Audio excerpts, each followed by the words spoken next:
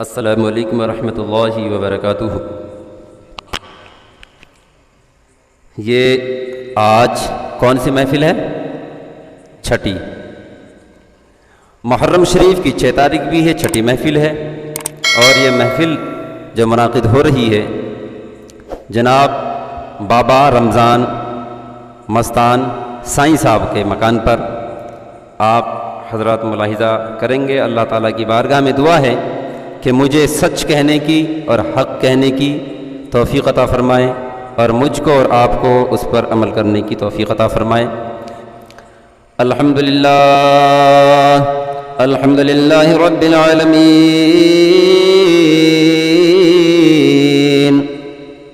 والعاقبۃ للمتقین، الصلاة والسلام على رسوله الكريم، أما بعد فأعوذ بالله من الشيطان الرجيم، بسم الله الرحمن الرحيم، قل لا أسألكم عليه أجرا إلا المودة في القربى، صدق الله العظيم، وبلغنا رسوله النبي الأمين الكريم، ونحن على ذلك لمن الشاهدين والشاكرين، والحمد لله رب العالمين۔ شاہ است حسین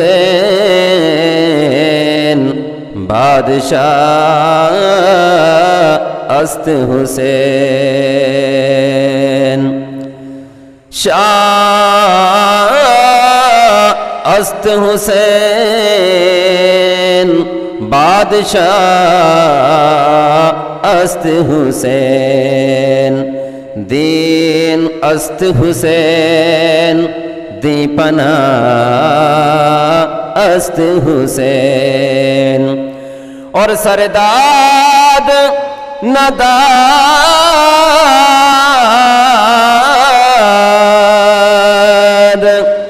سرداد نداد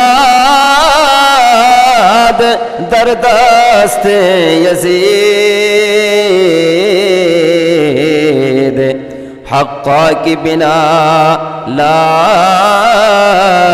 الہ است حسین، حقا کی بنا لا الہ است حسین۔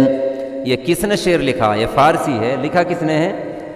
یہ اجمیر میں رہنے والے ہندوستان کے بادشاہ حضرت خواجہ غریب نواز کا لکھا ہوا ہے یہ شعر، کسی اور نے نہیں لکھا۔ آپ فرماتے ہیں شاہ بھی حسین ہے، بادشاہ بھی حسین ہے، اور دین بھی حسین ہے، دین کو پناہ دینے والے بھی حسین ہے۔ سرداد نداد در دست یزید، یزید کے ہاتھ میں اپنا پاک ہاتھ نہیں دیا، سر تو کٹا دیا مگر سر جھکنے نہیں دیا۔ اور فرمایا حقا کی بنا لا الہ است حسین، اگر سچ پوچھا جائے تو لا الہ الا اللہ محمد رسول اللہ صلی اللہ علیہ وسلم کی جڑوں کو مضبوط کرنے والے بھی حسین ہیں۔ سب کچھ فرما دیا، دین بھی حسین ہے، دین کو پناہ دینے والے بھی حسین ہیں، شاہ بھی حسین ہے، بادشاہ بھی حسین ہے، اور کسی ناپاک بزدل آدمی کے ہاتھ میں اپنا ہاتھ نہ دیا، سر تو کٹا دیا مگر سر جھکنے نہیں دیا۔ کسی عاشق ہزار نے کہا ہے غلامان محمد جان دینے سے نہیں ڈرتے، غلامان محمد جان دینے سے نہیں ڈرتے، یہ سر کٹ جائے یا رہ جائے، یہ سر کٹ جائے یا رہ جائے، کچھ پرواہ نہیں کرتے یہ سر کٹ جائے یا رہ جائے، کچھ پرواہ نہیں کرتے غلامان محمد، جان دینے سے نہیں ڈرتے۔ درود پاک علیہ وصحبہ وسلم، صلاۃ و سلام علیک یا رسول اللہ یا حبیب اللہ۔ اب یہ بتائیے، کل میں نے اپنا واعظ، اپنی تقریر، اقبال صاحب کہاں پورا ہوا بیان؟ کل؟ ہاں اچھا، کہاں پہ؟ حضرت امام حسین رضی اللہ تعالی عنہ کے لیے جنتی لباس کا آ جانا، یہ ہے۔ اب اور آپ نے حضرت امام حسین رضی اللہ تعالی عنہ کی کشتی بھی سماعت کی، کشتی۔ اب ایک اور واقعہ سن لیجیے، آپ کا بچپن کا ایمان تازہ ہو جائے گا۔ تو یا حسین یا حسین یا حسین یا حسین المدد، نعرہ تکبیر، شہدائے کربلا، حضرت امام حسین، حضرت امام حسین کا دامن، نعرہ تکبیر، شہیدان کربلا، ذکر شہادت حسین۔ تو ہم حسینی ہیں اور حسینی جذبہ رکھتے ہیں اور حسینی دل بھی رکھتے ہیں۔ حسینی تو وہ ہیں، حسین کو دیکھا آپ نے کہ بچے بھی آپ کے سستی نہ کھائے، میدان کربلا میں دشمن کے سامنے برسر وار کھڑے رہے۔ حسینی تو مضبوط ہوتے ہیں۔ میرے آقا علیہ الصلوۃ والسلام کی نمازوں کا ذکر چل رہا ہے، آج یہ چھٹی محفل ہے۔ تو حضرت امام حسین رضی اللہ تعالی عنہ نے اور حضرت امام حسن رضی اللہ تعالی عنہ نے اپنے عالم طفلی میں، پڑھائی کے دور میں، چھوٹے چھوٹے بچے دونوں نے تختیاں لکھی، دونوں نے خط لکھے۔ خط لکھنے کے بعد دونوں اپنی لکھائی پر خوش ہیں، میں نے اچھا لکھا ہے، وہ بھی خوش ہیں، میں نے اچھا لکھا ہے۔ لیکن دونوں نواسے آپ کے خوش ہیں، وہ دونوں تختیوں کو لے کر کہاں جاتے ہیں؟ آپ کی والدہ ماجدہ حضرت سیدۃ النساء العالمین اپنی ماں کی بارگاہ میں پہنچتے ہیں اور عرض کرتے ہیں، اے امی جان ذرا یہ بتائیے حسن کی لکھائی اچھی ہے یا حسین کی لکھائی اچھی ہے؟ حضرت فاطمہ نے دونوں لکھائیوں کو پڑھا، دونوں کے خطوں کو پڑھا۔ خط پڑھنے کے بعد آپ خاموش رہ جاتی ہے، فیصلہ نہیں فرمایا۔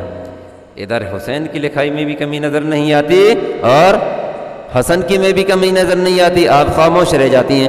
آپ ارشاد فرماتی ہیں کہ جاؤ، اس کا فیصلہ تمہارے بابا مولا کائنات حضرت علی کریں گے، اس کا فیصلہ۔ حضرت علی کی بارگاہ میں دونوں بھائی جاتے ہیں اور عرض کرتے ہیں، ابو حضور ذرا ہماری لکھائی کے بارے میں فیصلہ کن ارشاد فرمائے، لکھائی کس کی اچھی ہے، تحریر کس کی اچھی ہے؟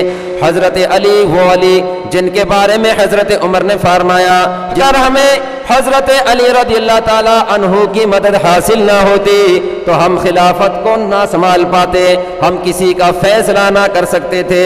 لیکن ہم پہ کرم ہے یہ مولا کائنات حضرت علی کا کہ مشکل سے مشکل جو فیصلہ آتا، جو ہم سے حل نہیں ہوتا، اس میں ہم حضرت علی کی مدد حاصل کر لیا کرتے تھے، تو حضرت علی پل بھر میں اس مسئلے کو حل فرماتے تھے اور فیصلہ کر دیا کرتے تھے۔ آج اسی علی کے بیٹے عدالت کو لے کر، فیصلے کو لے کر اس علی کی عدالت میں موجود ہیں جو ان کے بابا بھی ہیں، لیکن حضرت علی ان کا فیصلہ کرنے سے قاصر رہ جاتے ہیں، فیصلہ نہیں کرتے ہیں۔ آپ نے فیصلہ نہیں فرمایا، آپ نے ارشاد فرمایا، اے میرے نونہالوں، اے میرے دل بندو، تم جاؤ اپنے نانا کے حضور میں، وہ فیصلہ کریں گے۔ وہ تختیاں سرکار انور صلی اللہ علیہ وسلم کی بارگاہ میں جاتی ہیں۔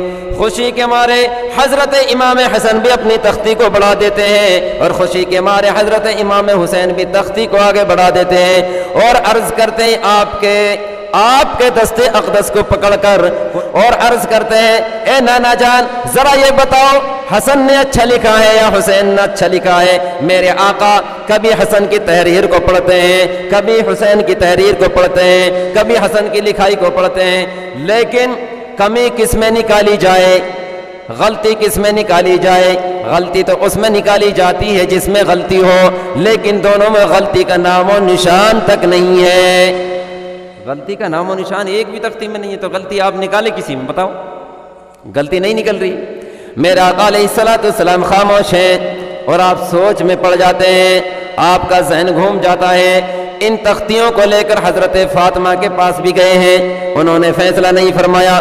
کیوں فیصلہ نہ فرمایا؟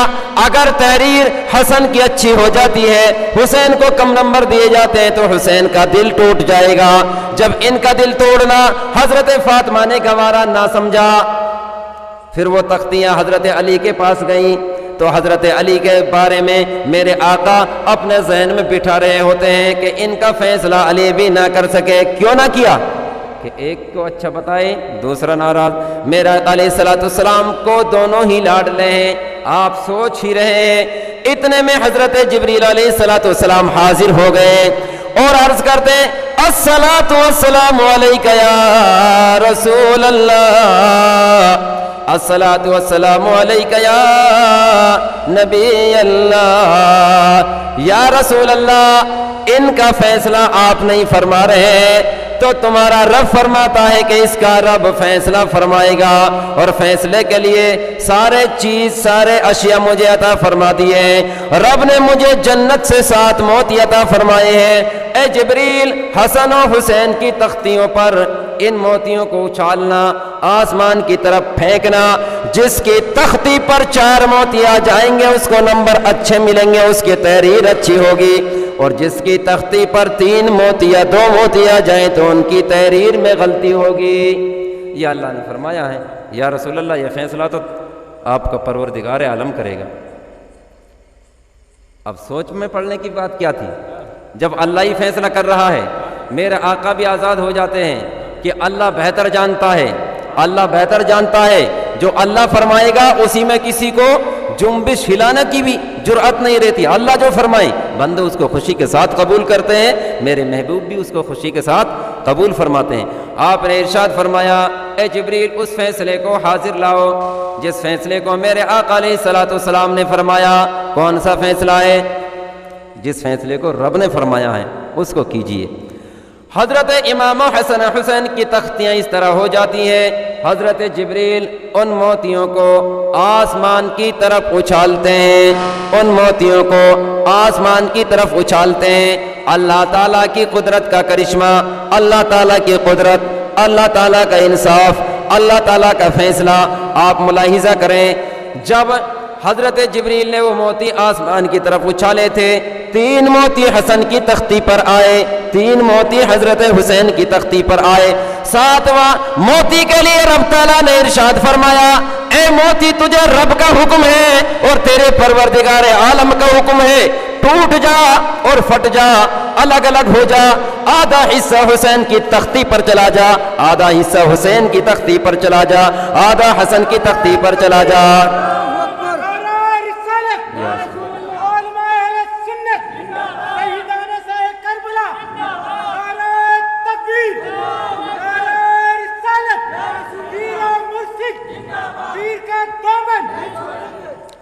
تو آپ نے سنا کہ اللہ نے موتی کے لیے حکم فرما دیا ٹوٹ جا، الگ ہو جا، 2 حصے میں تبدیل ہو جا، کہ تاکہ میرے محبوب کے لاڈلوں کا دل ٹوٹنے نہ پائے۔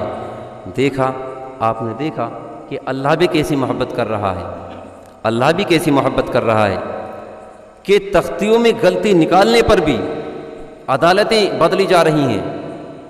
چھوٹی کورٹ میں جاتے ہیں، ہائی کورٹ میں جاتے ہیں، سپریم کورٹ میں جاتے ہیں، اور پھر اس کورٹ میں جاتے ہیں جس کورٹ کے بعد کوئی عدالت ہی نہیں رہتی، لیکن وہ عدالت بھی، وہ کورٹ بھی ایسا فیصلہ فرماتی ہے کہ دونوں مدعی راضی ہو جائیں، دونوں مدعیوں کو برابر فیصلہ مل جائے اور دونوں کو انصاف مل جائے۔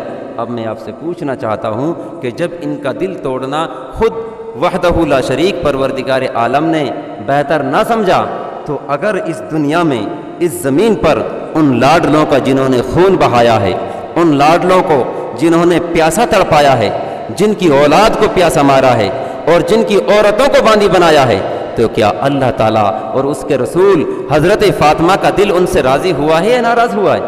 اللہ تعالیٰ نے یوں ہی ارشاد فرمایا ہے ان الذین یؤذون اللہ ورسولہ لعنہم اللہ فی الدنیا والآخرہ وأعد لهم عذابا مهينا۔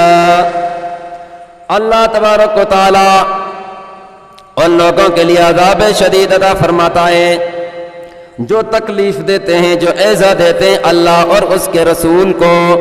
تو میدان محشر میں قیامت میں اللہ تعالیٰ نے ان کے لیے بہت بڑا عذاب تیار کر رکھا ہے۔ اب میں آپ کے سامنے وہ بات پیش کرنے جا رہا ہوں کہ آپ یہ نہ سمجھیں کہ حضرت امام حسین کا شہید ہونا ایک حادثہ تھا۔ حادثہ کس کو کہتے ہیں؟ جس چیز کے بارے میں علم نہ ہو، ہم جائیں اور وہاں سڑک پہ جا کے مر جائیں، یہ کیا ہے؟ حادثہ۔ اس کے بارے میں ہمیں کوئی علم نہیں ہے۔ ہم جائیں کہیں بجلی پکڑ لے اور کرنٹ مار دے، یہ کیا ہے؟ ایک حادثہ۔ اس کے بارے میں ہمیں علم نہیں تھا۔ لیکن میرے آقا علیہ الصلاۃ والسلام کے نواسوں کے بارے میں حادثہ نہیں کہا جا سکتا، کیونکہ یہ تو اللہ کی بنائی ہوئی تدبیر ہے۔ اس طرح ہونا تھا اور وہ ہونا تھا، وہ ہو کر کے رہے گا اور ہو گیا۔ ٹھیک ہے؟ کیوں؟ اللہ تبارک و تعالیٰ نے جتنے بھی انبیاء، اللہ تبارک و تعالیٰ نے جتنے بھی نبی زمین پر بھیجے ہیں، ہر ایک نبی کو شہادت کا درجہ عطا فرمایا ہے۔ ہر ایک نبی کو اللہ تعالیٰ نے شہید عطا فرمایا ہے۔ ایسے ایسے نبی دنیا میں تشریف لائے ہیں، کسی کا پورا بدن آرے سے چیرا گیا، کسی کو شہید کیا گیا، کسی کو پتھروں سے تڑپا کر کے شہید کیا گیا، کسی کو زہر دیا گیا۔ اتنے انبیاء زمین پر تشریف لائے ہیں، مختلف نبیوں کا نام اللہ تعالیٰ نے قرآن میں موجود فرمایا ہے۔ باقی اتنے نبی آئے ہیں، سبھی کا نام تو قرآن پاک میں بھی موجود نہیں ہے۔ الغرض ہر نبی کے لیے اللہ تبارک و تعالیٰ نے شہادت عطا فرمائی ہے۔ جب موت آئی ہے تو شہادت کی موت آئی ہے، ایسی ویسی موت نہیں، کیونکہ وہ موت ایسی موت ہے۔ شہادت میں اور عام موت میں کیا فرق ہے؟ شہادت کی موت میں اور عام موت میں فرق کیا؟ تھوڑا سا میں بتاؤں آپ کو کہ ہماری موت بخار میں مر جائیں، موت جیرے میں مر جائیں، ہے تو شہادت کی موت، لیکن یہ شہادت صغرا ہے، چھوٹی موٹی شہادت۔ جو دین کے لیے مارا جائے، جو اللہ کے نام پہ قربان کیا جائے، وہ کیا ہے؟ شہادت کبریٰ۔ جو شہادت چھپ جاتی ہے، چھپتی نہیں، اس کو شہادت کبریٰ کہتے ہیں، وہ بڑی شہادت ہے۔ میدان محشر میں تمام لوگ قبروں سے اٹھائے جائیں گے، اور تمام کے تمام جو جنت میں جائیں گے وہ جنت میں چلے جائیں گے، اور جو جہنم میں جائیں گے وہ جہنم میں چلے جائیں گے۔ رب تبارک و تعالیٰ دورہ فرمائے گا جنت میں جو آدمی جا چکے ہیں، ان سے رب ارشاد فرمائے گا کہ اے میرے بندو، اب تو مزے میں ہو، جنت میں رہ کے مزے میں ہو، موج مار رہے ہو، جنت کے میوے کھا رہے، تیرا فضل ہے، تیرا کرم ہے، اور تو بادشاہ ہے، تو قادر ہے، تو قیوم ہے، تو سب کچھ ہے، تو نے اپنے کرم سے ہمیں جنت میں بھیجا، تیری کرم سے ہی ہم جنت کی میوہ، تیرے کرم سے ہم جنت کا رزق کھا رہے ہیں۔ سارے کے سارے اللہ کا شکر ادا کرتے ہیں کہ مولا تیرا شکر ہے، مولا تیرا شکر ہے۔ ایک ٹولہ، ایک جماعت کھڑی ہوگی میدان محشر میں، رب کی بارگاہ میں وہ جماعت عرض کرے گی کہ مولا ہمیں تیری جنت میں مزہ نہیں آ رہا ہے۔ بتائیے، جنت میں رہ کر کے اللہ سے ایک جماعت ایسی بات کرے؟ ایک جماعت، بھائی جماعت سے مراد میں نے یوں لیا ہے کہ ایک نہیں، ہزاروں سینکڑوں آدمی، ہزاروں سینکڑوں بندے رب کی بارگاہ میں کھڑے ہوں گے، اور اکٹھا ہونے کو جماعت کہتے ہیں۔ آپ یہ نہ سمجھے کہ وہ جماعت جو گھومنے والی ہے اس کا ذکر نہیں کر رہا میں، تو پھر تو آپ سمجھ جاؤ گے کہ بس ٹھیک ہے، وہی اچھے ہیں، ان کے بارے میں ذکر نہیں ہے۔ ان کے بارے میں ذکر ہے کہ وہ جماعت جو حسینیوں کی جماعت ہوگی، جو حسین کا ساتھ چاہتی ہے، وہی جماعت کھڑی ہوگی۔ ان کا تو نام و نشان بھی نہیں رہے گا، ان کا نام و نشان بھی نہیں رہے گا، نہ سلنڈر ملے گا، نہ اسٹوپ ملے گی، سمجھے؟ نہ تکیہ ملے گا، نہ گودڑی ملے گی، نظر نہیں آئیں گے۔ جماعت نظر آئے گی تو وہ جنہوں نے اپنی گردنوں کو اللہ اور اس کے رسول کے نام پر قربان کیا، جنہوں نے اپنے بچوں کو قربان کیا، وہی جماعت میدان محشر میں رب کی بارگاہ میں جنبش کرے گی، عرض کرے گی مولا تیری جنت میں ہمیں مزہ نہیں آ رہا ہے۔ اللہ تبارک و تعالیٰ ارشاد فرمائے گا، اے میرے بندو ذرا وہ کمی بتاؤ، میری جنت میں کون سی چیز نہیں ہے، میری جنت میں کھانے کی کون سی اشیاء موجود؟ عرض کر رہا تھا کہ وہ جماعت رب کی بارگاہ میں عرض کرے گی مولا اپنی جنت واپس لے لے۔ اللہ اکبر! کون کہے گا ایسے؟ ہے کسی کی مجال اللہ کے آگے بولنے کی؟ وہ جماعت عرض کرے گی مولا اپنی جنت واپس لے لے اور ہمیں دنیا میں دوبارہ بھیج دے، ہمیں دوبارہ دنیا میں بھیج دے۔ وہ عرض کرتے ہیں مولا ہمیں تو جنت سے زیادہ اس جگہ مزہ آ رہا تھا کہ ہم دوبارہ زندہ کیے جائیں اور تیرے نام پہ قتل کیے جائیں، پھر دوبارہ زندہ کیے جائیں اور تیرے نام پہ قتل کیے جائیں۔ ہمیں شہادت اور شہید ہونے میں جو مزہ آ رہا تھا وہ جنت میں مزہ نہیں آ رہا ہے۔ یہ ہے شہیدوں کی جماعت۔ جب آدمی شہید ہوتا ہے، جب رب کی بارگاہ میں رب کے حکم کے لیے، اس کے مصطفیٰ کے دین کے لیے آدمی قربان ہوتا ہے، شہید ہوتا ہے، اس وقت جب اس کی گردن پر خنجر چلتے ہیں، جب اس کی گردن پر نیزہ چلتے ہیں، جب اس کی گردن پر تلواریں چلتی ہیں، گردن پر چلنا تلوار اور نیزہ چلتے وقت جب اس کی روح نکل رہی ہوتی ہے تو ایک طرف مصطفیٰ کا دیدار ہو جاتا ہے، دوسری طرف اللہ کا دیدار ہو جاتا ہے۔ تو وہ جماعت عرض کرتی ہے کہ مولا جو تیرا دیدار میں مزہ ہے وہ جنت میں نہیں ہے، وہ تو حق ہے۔ اللہ کا دیدار انہوں نے کیا ہے، جنت میں جانے والوں نے اور شہید ہونے والوں نے اللہ کا دیدار کیا، وہ تو صحیح کہہ رہے ہیں۔ تو شہادت میں یہ فرق ہے، شہادت کی موت میں اور عام موت میں آپ نے فرق واضح کر لیا۔ اب میں یہ عرض کرتا چلوں کہ یہ بات جو ہے حادثہ نہیں ہے، حادثہ نہیں کہہ سکتے اس کو، کہ جو شہادت اور پیشن گوئیاں میرے آقا علیہ الصلوۃ والسلام نے حضرت امام حسین علیہ السلام کے شہید ہونے کی خبر پڑھیں، وہ شہادت آپ سنیں۔ اللہم صلی علی محمد وعلی آل محمد کما تحب وترضى صلاۃ و سلام علیک یا رسول اللہ یا حبیب اللہ۔ حضرت عائشہ صدیقہ رضی اللہ تعالی عنہا بیان فرماتی ہیں کہ میں تمام مسلمانوں کی ماں ہے، وہ نبی کی بیوی ہیں وہ۔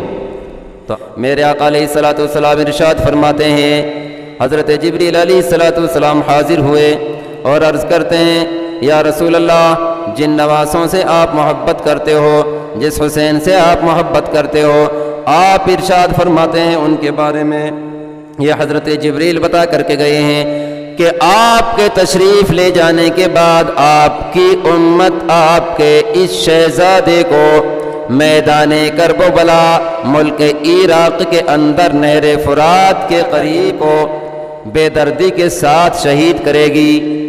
یہ خبر دی حضرت جبریل نے، اور حضرت جبریل عرض کرتے ہیں یا رسول اللہ اللہ تعالیٰ کی طرف سے میں حکم سے اس مقتل کی اس جگہ کی مٹی بھی لے کر کے آیا ہوں۔ مٹی دی، آپ نے اس مٹی کو لیا، آپ نے اس مٹی کو سونگا، آپ ارشاد فرماتے ہیں کرب و بلا، اس میں تو کرب بو بلا رنج و اداسی کی بو آتی ہے، اس میں خوشی کی بو نہیں آتی۔ تو حضرت جبریل عرض کرتے ہیں یا رسول اللہ جب تک آپ کا نواسہ حیات رہے گا دنیا میں یہ مٹی رہے گی، اور جب یہ شہید کر دیا جائے گا تو یہ مٹی خود بخود خون بن جائے گی۔ ایک بات، اور ایک حضرت ام الفضل رضی اللہ تعالیٰ عنہ روایت فرماتی ہیں نبی اکرم صلی اللہ علیہ وسلم نے ارشاد فرمایا میرے پاس حضرت جبریل نے خبر دی ہے آ کر کے، اور عرض کرتے ہیں کہ اے مصطفیٰ آپ کے اس نواسے کو آپ کی امت میدان کرب و بلا میں 3 دن تک بھوک اور پیاس کی شدت میں تڑپا تڑپا کر ان کے گھر والوں کو اور ان کو شہید کرے گی۔ ایسی شہادت، اور ایسی شہادت اللہ اکبر کبیرہ وتسبحوہ بکرۃ واسیلا۔ میرا آقا علیہ الصلوۃ والسلام ایک جگہ ارشاد فرماتے ہیں، اور ارشاد فرماتے ہیں اللہ تبارک و تعالیٰ کی بارگاہ سے ایک فرشتہ میری بارگاہ میں ایسا آیا جو میری بارگاہ میں اب سے پہلے نہیں آیا تھا، نیا فرشتہ تھا، وہ بھی پیغام لے کر کے آیا، وہ بھی پیغام لے کر کے آیا وہ فرشتہ اللہ کی طرف سے، اور عرض کرتے ہیں یا رسول اللہ آپ کے اس نواسے کو آپ کے بعد آپ کی امت اس طرح شہید کرے گی۔ اور پھر ایک جگہ آپ ارشاد فرماتے ہیں میری بارگاہ میں وہ فرشتہ آیا جو پانی برسانے پر مقرر ہے، پانی برسانے پر مقرر ہے، وہ فرشتہ آیا اور اس فرشتے نے مجھے خبر دی ہے یا رسول اللہ اللہ کی بارگاہ میں کافی دن ہو گئے مجھے اجازت مانگتے مانگتے کہ یا اللہ مجھے اپنے محبوب کے دربار میں جانے کی اجازت فرما دے، مجھے اجازت آج حاصل ہوئی ہے تو میں اس خبر کو لے کر کے آپ کی بارگاہ میں حاضر ہوا ہوں۔ اور وہ فرشتہ عرض کرتا ہے یا رسول اللہ علیہ السلام، آپ کے اس نواسے کو، وہی الفاظ دہرائے جو میں نے آپ سے پہلے دہرائے ہیں کہ اس طرح آپ کی امت آپ کے اس نواسے کو شہید کر ڈالے گی۔ اور اس فرشتے نے نبی پاک صلی اللہ علیہ وسلم کو میدان کرب و بلا کا نقشہ بھی دکھایا۔ فرشتوں کے اندر وہ طاقت ہے کہ زمین کو پل بھر میں سکیڑ لیتے ہیں، اتنی لمبی زمین کو اتنا کر دیتے ہیں۔ تو میرے آقا کے لیے میدان ملک عراق کے اندر جو جگہ ہے کربلا، اس کا دیدار کرایا کہ اس جگہ پر آپ کے نواسے کو شہید کر دیا جائے گا۔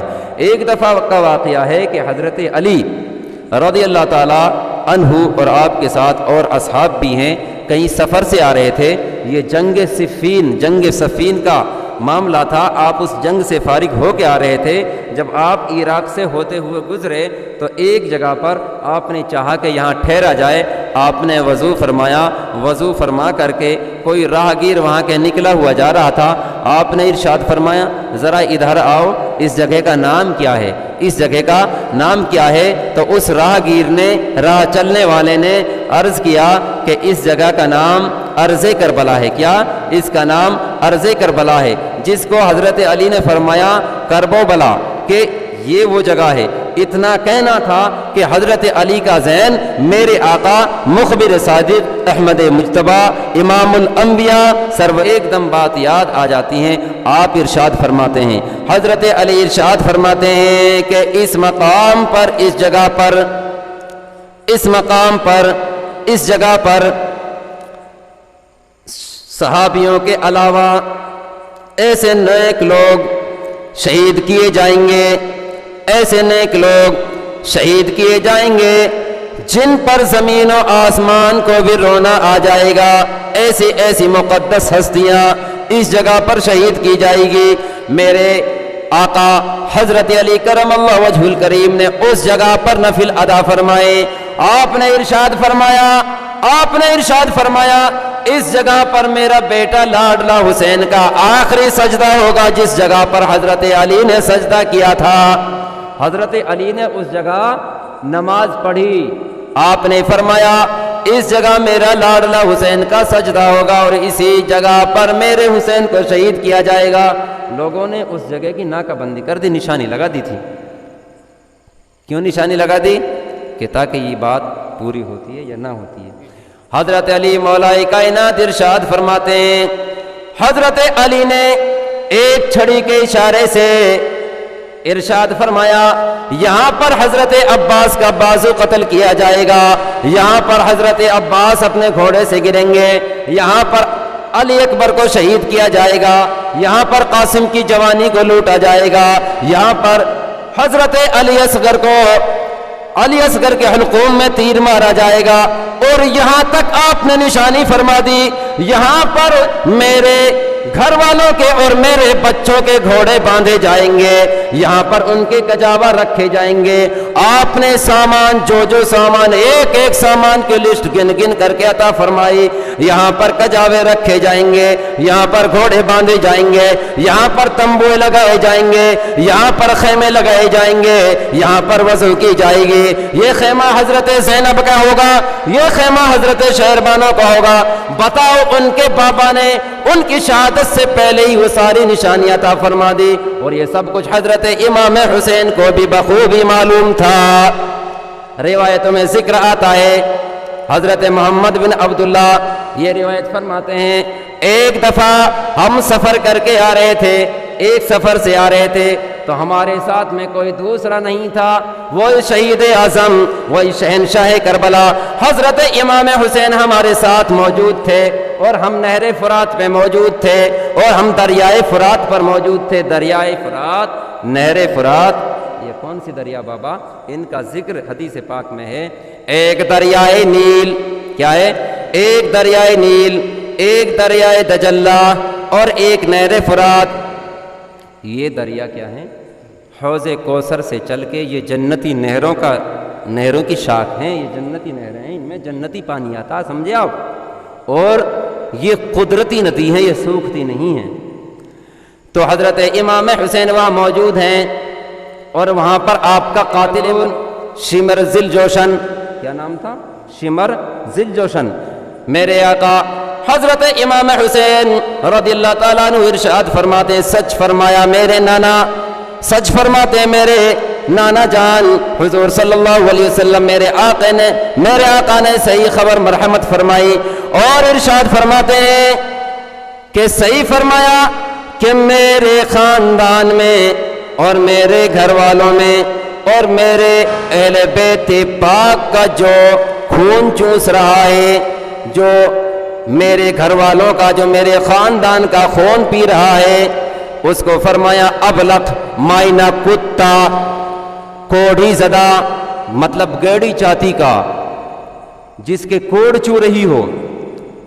فرمایا میرے آقا نے نشانی بھی فرما دی، یہ بھی نشانی فرما دی کہ اس کا سینہ کھول کے دیکھا جائے گا تو گیڑی چھاتی کا ہوگا، ٹھیک ہے، اور اس کے کوڑ چو رہی ہوگی، بیماری بھی بتا دی۔ حضرت حسین نے شمر کو دیکھا جو آپ کا قاتل ہے، سب نشانی تو فرمائی گئی تھی، جو آپ کا قاتل ہے، آپ نے اپنے قاتل کی طرف اشارہ فرمایا اور لوگوں سے فرمایا یہی ایک دن اسی جگہ پر مجھ کو شہید کرے گا۔ یہ خبر کس نے دی؟ نبی پاک نے دی۔ یہ خبر نبی پاک کو کس نے دی؟ اللہ تعالیٰ نے عطا فرمائی، جبریل نے لا کر کے خبر دی، تو حضرت امام حسین کو خبر کیوں نہ ہوتی؟ اور جس کے بارے میں یہ سب کچھ چل رہا ہے اسی کو خبر نہ ہوگی تو پھر کس کو خبر ہوگی؟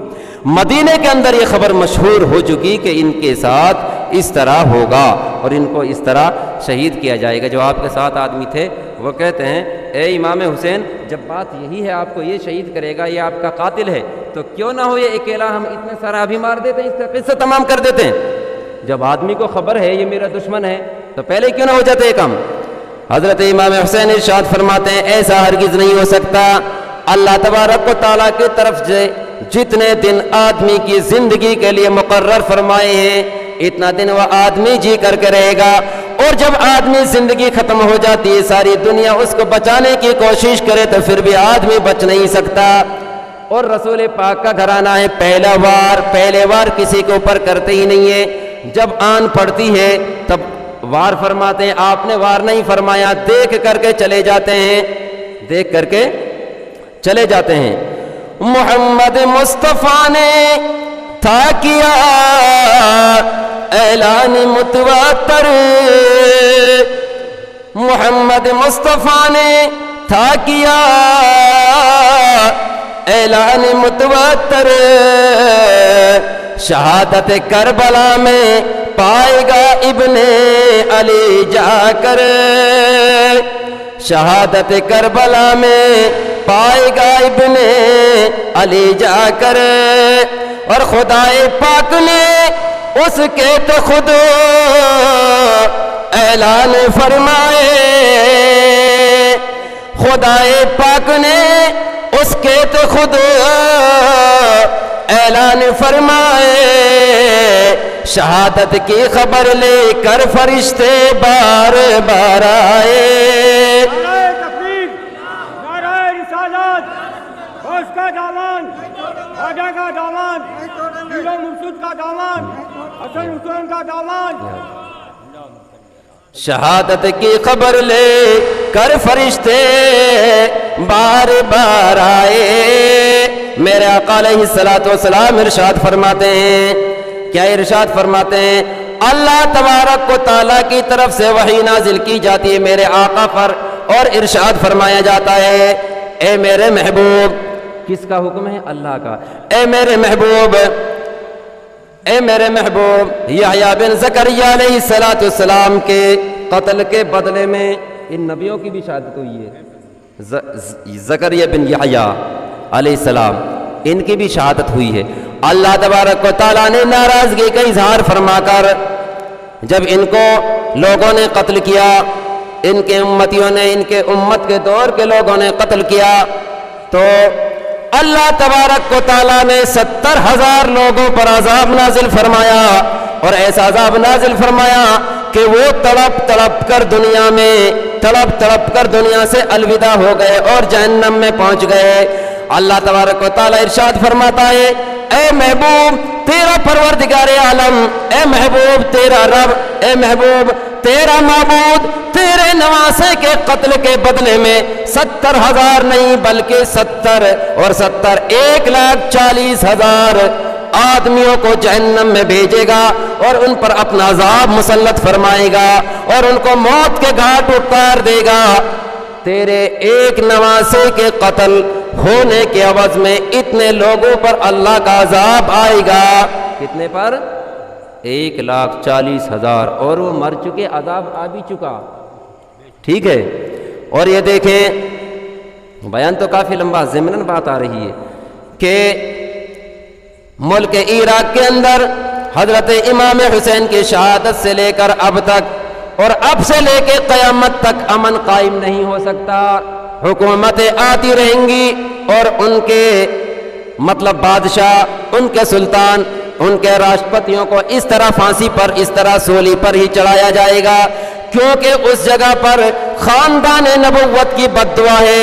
عراق کبھی سلامتی کے ساتھ نہیں رہ سکتا۔ یہ حضرت زینب سلام اللہ علیہا کی بد دعا کا کمال ہے۔ جب آپ قافلے میں تھی، جب آپ کو قیدی بنایا گیا تھا تو عراقی لوگ، کوفہ کے رہنے والے لوگ رو کر کے دکھا رہے تھے، وہی لوگ رو کر کے دکھا رہے تھے جن جن لوگوں نے حضرت امام حسین کو چٹھیاں لکھی تھی، وہی لوگ رو کر کے دکھا رہے تھے جنہوں نے حضرت امام حسین کو خط لکھ کر بلایا تھا، وہی لوگ رو رو کر کے دکھا رہے تھے جنہوں نے اپنا جان مال قربان کرنے کا یقین زمین پر موجود نہیں رہا۔ جب آپ کے قافلے کو قیدی بنا کر کے لے جایا جا رہا تھا تو کوفے کے در و دیواروں سے رونے کی آوازیں آ رہی تھی، چلانے کی آوازیں آ رہی تھی، عورتیں بھی رو رہی تھی، بچے بھی رو رہے تھے۔ حضرت زینب سلام اللہ علیہا کا ایک جگہ پر رکنا ہوا، جیسے چوراہا پر وہ تذکیر کرتے جا رہے تھے۔ حضرت زینب نے جب مکانوں کی طرف دیکھا، لوگوں کو روتے ہوئے دیکھا، آپ کے ہاتھوں میں بیڑیاں زنجیریں پڑی ہوئی ہیں، آپ کے ہاتھوں میں زنجیریں پڑی ہوئی ہیں، آپ نے لوگوں کو روتے ہوئے دیکھا۔ حضرت زینب نے ارشاد فرمایا میں اللہ کی بارگاہ میں دعا کرتی ہوں قیامت تک تم ایسے ہی روتے رہو، چیختے رہو۔ کیا تمہیں معلوم نہیں تھا؟ کیا تم نے خط لکھ کر ہمیں نہیں بلایا تھا؟ کیا تم نے رسول پاک کے نواسے کو دھوکہ دے کر کے نہیں بلایا تھا؟ اب کس چیز کے لیے رونا رو رہے ہو؟ یا تم اپنے افسوس کے لیے رو رہے ہو، یا اپنے کیے پر رو رہے ہو، یا اپنے گناہوں پر رو رہے ہو؟ حضرت زینب نے پریشانی کے عالم میں، قیدی ہونے کے عالم میں رب کی بارگاہ میں بد دعا فرمائی، میں بد دعا کرتی ہوں قیامت تک اس ملک کے اندر امن قائم نہ ہو، شانتی قائم نہ ہو۔ اللہ اکبر، اللہ اکبر۔ آپ کی عمر 30-35 سال ہو چکی، میری بھی عمر اس کے لگ بھگ ہو چکی ہے۔ آپ نے دیکھا ہے کبھی عراق پر کہیں سے بمباری ہو جاتی ہے، کہیں عراق پر کہیں سے بمباری ہو جاتی ہے، کبھی کوئی حملہ کر دیتا ہے۔ میرے عزیزو دوستو، یہ ایسا ویسا حملہ نہیں بلکہ یہ وہ بد دعا ہے، یہ وہ بد دعا ہے محمد اور آل محمد کی بد دعا قیامت تک عراق پر قائم رہے گی۔ اللہ اکبر، اللہ اکبر۔ درود پاک پڑھیں۔ اللہم صلی علی سیدنا مولانا محمد معدن الجود والکرم وآلہ واصحابہ وسلم صلاۃ و سلام علیک یا رسول اللہ وعلی آلک و اصحابک سیدی یا نور اللہ صلی اللہ علیہ وسلم۔ شاید کہ 1 گھنٹہ تو ہو چکا ہے۔ اللہ تعالیٰ کی بارگاہ میں دعا ہے کہ اللہ تعالیٰ اس ذکر کو قبول فرمائیں، مقبول فرمائیں۔ جو کچھ کہا ہے تھوڑا کہا ہے، لیکن اس میں اللہ تعالیٰ زیادہ برکت عطا فرمائیں۔ آپ کے لیے اگلا پارٹ ہم بتاتے ہیں کہ اب آپ نے حضرت امام حسین کی شہادت کی پیشن گوئیاں سن لی ہیں۔ اس میں سے میں نے کافی حدیثوں کو چھوڑا ہے، پورا نہیں کیا، ٹھیک ہے نا؟ تو پورا نہیں ہوگا۔ کل جو بیان ہوگا تو حضرت امام حسین رضی اللہ تعالیٰ عنہ کی مدینے سے ہجرت، نبی پاک کے دربار میں آخری سلام، یا آپ کو یہ یاد دلانا ہے کہ قیامت صغریٰ کیا ہے؟ قیامت صغریٰ۔ تو کل یہاں سے آپ کے لیے بیان سنایا جائے گا قیامت صغریٰ، وہ کیا قیامت ہے؟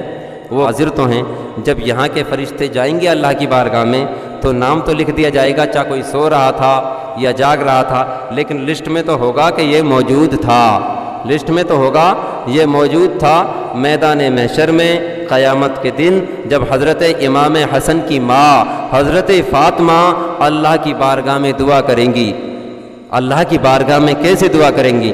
عرش اعظم کا پایا پکڑ کر یوں پکارے گی خاتون جنت،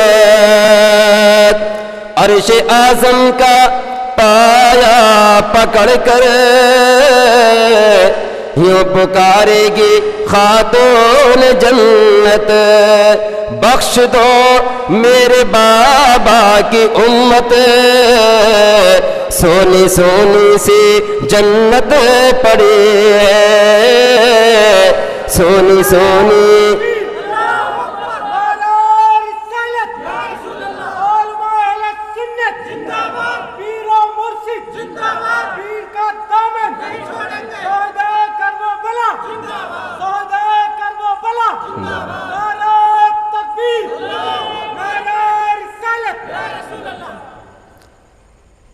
بخش دو میرے بابا کی امت، سونی سونی سی جنت پڑی ہے۔ آپ کو ایک اور بتاؤ ذہن کا نقطہ، یہ بتاؤ کوئی لکھتا ہے اپنے نام کے پیچھے اصغر حسین، عابد حسین ہیں کہ فلاں حسین، نثار حسین، سارے کے سارے حسین ہیں، کوئی حسن لکھتا ہے بے شک، لیکن اب آپ یہ بتائیے کسی نے لکھا یزید خان، کسی نے کسی کے نام دیکھا ابن زیاد، ملا کے گاؤں میں، ارے گاؤں میں نہیں پوری دنیا میں چلا جاؤ یزید نام نہیں ملے گا ہیں، اور نہ ابن زیاد ملے گا، نہ شمر ملے گا، سمجھے آپ؟ یہ نام نہیں مل سکتے، کیوں؟ یہ اس لیے نہیں مل سکتے کہ انہوں نے چاہا کہ نبی کا خاندان ختم ہو جائے، نبی کی آل ختم ہو جائے، جو دوسرے کو ختم کرنے کی سوچتا ہے اللہ تعالیٰ اسی کو ختم عطا فرما دیتا ہے۔ یہ تو عام کے لیے ہے، اور نبی کے گھر کے لیے اگر سوچے آدمی، نبی کے گھر کے لیے سوچے آدمی تو اللہ اس کو کیسے بڑھا سکتا ہے؟ بھائی اب یہ محرم شریف کا مہینہ چل رہا، آپ اس سے فیصلہ کر کے دیکھ لیں، اس سے سمجھ جائیں آپ۔ اگر آدمی کسی سے بھی آپ محرم شریف کے تعلق سے، حضرت امام کے تعلق سے، حضرت فاطمہ کے تعلق سے، حضرت امام حسن کے تعلق سے کوئی بات کرنے لگ جائیں، یار محرم شریف ہے اور ہمارے یہاں محفل چل رہی ہے، کوئی ذکر کر دیں، آپ کوئی ذکر کر دیں تو سمجھ جاؤ، تو اگر ان کا چہرہ بگڑ جائے، اگر ان کا چہرہ بگڑ جائے تو سمجھو کہ یہ یزید کے حمایتی ہیں، ٹھیک ہے؟ اور اگر وہ خوش ہو کے کہنے لگ جائیں ہاں بھائی کہاں ہو رہا تھا بیان، کس نے کیا تھا، اگر اس کا چہرہ کھل جائے، مسکرا جائے، تو سمجھ جاؤ کہ یہ حسین کا ماننے والا۔ یزیدی آج میں موجود ہیں، یہ نہیں کہ یزیدی ختم ہیں، لیکن وہ کھلے نہیں، وہ چھپے ہوئے ہیں۔ آپ کیا سمجھ رہے ہو؟ آپ یہ نہ سمجھیں ہمارا لوگوں کا خیال کچھ ایسا ہوتا بھیا کہ بھیا وہ تو غیر مسلموں نے قتل کرے بھائی ہیں، وہ تو ہندوؤں نے قتل کرے ہے بھائی، یہ خیال ہے کہ بھائی وہ تو مسلمان نہ تھے اس لیے ان نے مارا، وہ تو حسن حسین بیچارہ ہیں، وہ تو ان نے مارا جو کلمہ بھی نہ جانا کرے، وہ تو غیر مسلموں نے مارے، نہیں، ایسا نہیں ہے۔ حضرت امام حسین کے مقابلے میں جن کے ہاتھوں میں تلواریں تھیں، حضرت امام حسین کو شہید کرنے والوں میں جو حضرت امام کو شہید کرنے کے لیے آئے تھے، تو ان میں 7200 مطلب 7200 حافظ قرآن تھے۔ کتنے تھے؟ حافظ قرآن تھے۔ وہ لوگ نبی کے نواسے کو قتل کرنے کے لیے میدان کربلا میں آئے۔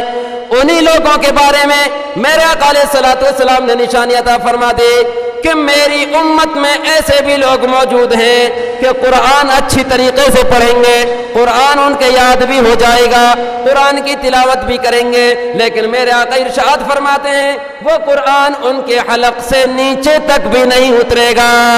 تو وہی وہ لوگ ہیں۔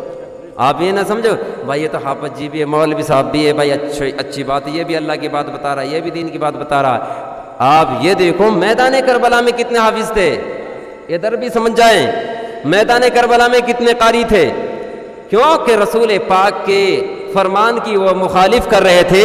میرے آقا نے ارشاد فرمایا اہل بیت پاک میرے گھر والوں کو بھی مانو اور قرآن کو بھی مانو۔ ان لوگوں نے قرآن کو تو مان لیا، قرآن کو پکڑ لیا، حافظ ہو گئے، لیکن نبی کے گھر والوں کی مخالفت کرنا شروع کر دی اور نبی کی مخالفت کرنا شروع کر دی۔ اب یہ سمجھ جاؤ کہ جو محرم میں، جو اس مہینے میں حضرت امام حسین کو یاد کرتے ہیں، حضرت امام حسین کو یاد کرتے ہیں اور قرآن کو بھی کرتے ہیں یاد، تو سمجھو نبی کا فرمان پورا ہو رہا ہے کہ قرآن کو بھی مان رہے ہیں اور نبی کے گھر والوں کو بھی مان رہے ہیں۔ اور جب محرم آتا ہے، قرآن پاک کیا محرم کو بھی نہیں جانتے؟ یوم عاشورہ کب ہے، 10 محرم کب ہے، اور حضرت امام حسین کے نام کے اوپر جو ہم شربت بنائیں یا میلاد کرائیں، یہ کیا بات ہے ہم نے کی کہ کیا نئے نئے ڈھنگ چل رہے ہیں بھیا؟ غریبوں میں تقسیم کر دیتے، ایسے کر دیتے، کوئی دقت نہ ہے بھیا، کیا تمہیں چڑن ہے؟ اور ملا جی تو بیان اب یوٹیوب پہ آپ سن لو، مطلب یہ ہے کہ فیمس ہونے کے لیے، تو کہ یزید بھی تو مسلمان تھا، ابن زیاد بھی تو مسلمان تھا، ہم منع کب کر رہے ہیں بھیا؟ ہم منع کب کر رہے ہیں؟ وہ بھی نماز پڑھتا تھا، بالکل ہے، حسین بھی نماز پڑھتا تھا، یزید بھی نماز پڑھتا تھا، وہ بھی نماز پڑھتا تھا، وہ بھی کلمہ پڑھتا تھا، یہ بھی کرتا تھا، وہ بھی کرتا تھا، تو ہم نے یہ تو نہیں کہا وہ کلمہ نہیں پڑھتا تھا، سب کچھ کر رہا تھا، پھر ایسا کیوں ہوا؟ ایسا کیوں ہوا؟ نبی پاک نے جبھی تو یہ نشانی فرمائی ہے، الگ فرمایا ہے، نبی پاک نے نشانی فرمائی ہے، الگ فرمایا ہے، وہ لوگ نہ جنت میں جائیں گے اور وہ بیچ میں لٹکے رہیں گے، اور جنت کا ٹکٹ بانٹنے والے نبی کے گھر والے ہیں، اور قرآن نازل ہوا نبی کے گھر میں، تقوی پرہیزگاری نازل ہوئی ہے نبی کے گھر میں۔ اگر پنجتن پاک نہیں ہوتے، دیکھیے یہ کیا ہے؟ 5، اور نبی کے گھر والے کتنے ہیں؟ 5، اور نماز کتنی ہے؟ 5۔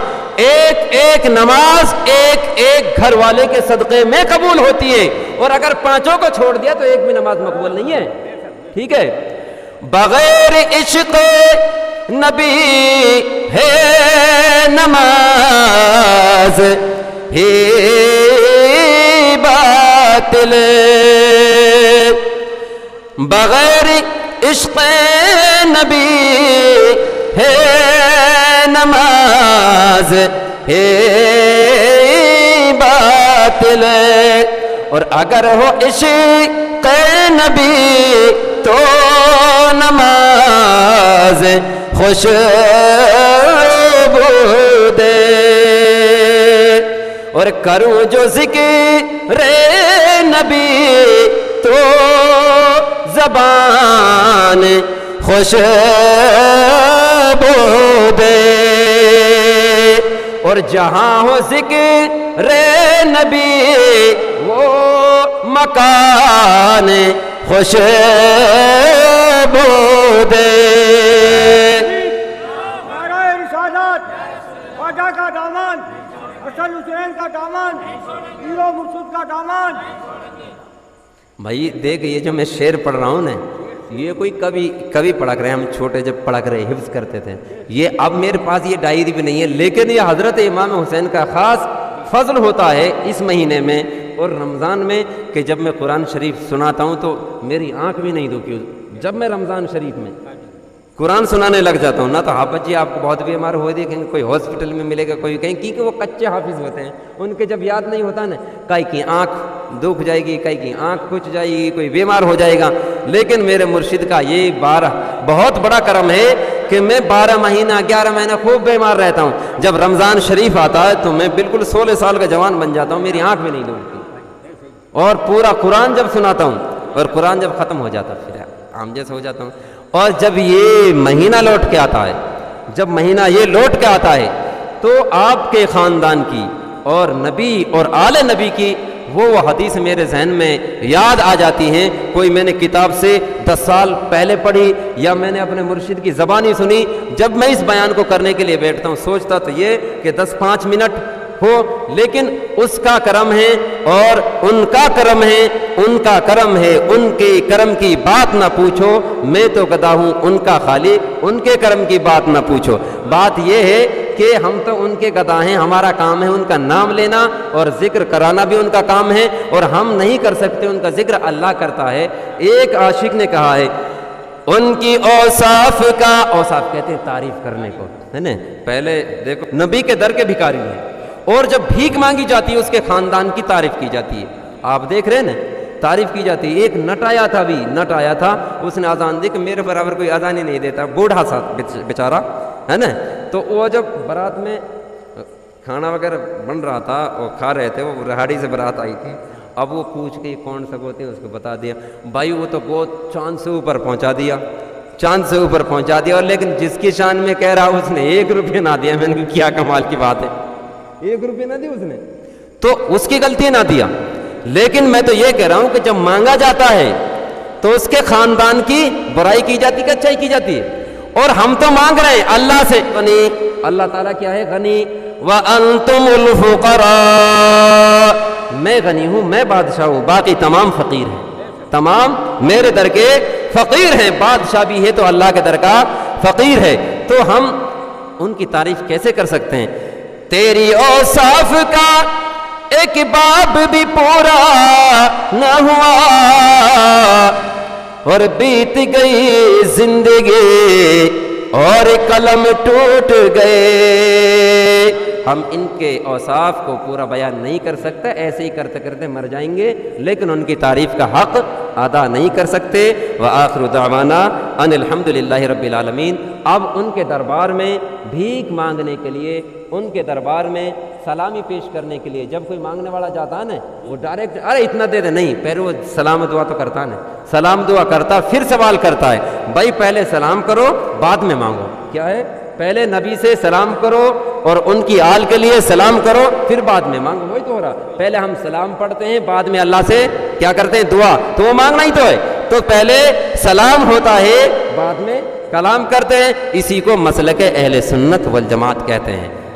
پہلا جن کو دھوکے سے کوفہ بلایا گیا, اور جن کو مہمان بنا کر بلایا گیا, جن کو بیٹھے بٹھا ستایا گیا, جن کی گردن پہ خنجر چلایا گیا, اس حسین ابن حیدر پہ لاکھ سلام, مصطفیٰ جان رحمت پہ لاکھ, جن کو جھولا فرشتے جھولاتے رہے, لوریاں دے کہ نوری سلاتے رہے, جن کو جنت سے پوشاک لاتے رہے, جن کی گردن پہ خنجر چلاتے رہے, اس حسین ابن حیدر پہ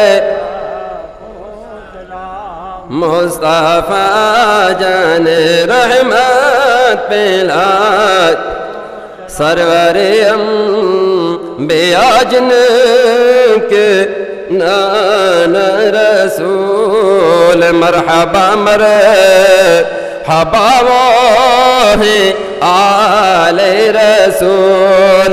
اور کتنی پاکی ظاہر ان کے قدموں کی دھول, کتنے مہکے ہیں مدینے کے پھول, کربلا تیری قسمت پہ لاکھوں سلام, مصطفیٰ جان رحمت پہ لاکھ, مفت اعظم شہی مظہر اللہ میاں, ان کے مسند نشین شاہ مشرف میاں, میرے پیرے طریقت محمد میاں, جانشین طریقت اسید میاں, ان کی نورانی صورت پہ لاکھ ہم مصطفیٰ جان رحمت پہ لاکھ لاکھوں سلام شمع بز میں ہدایت پہ لا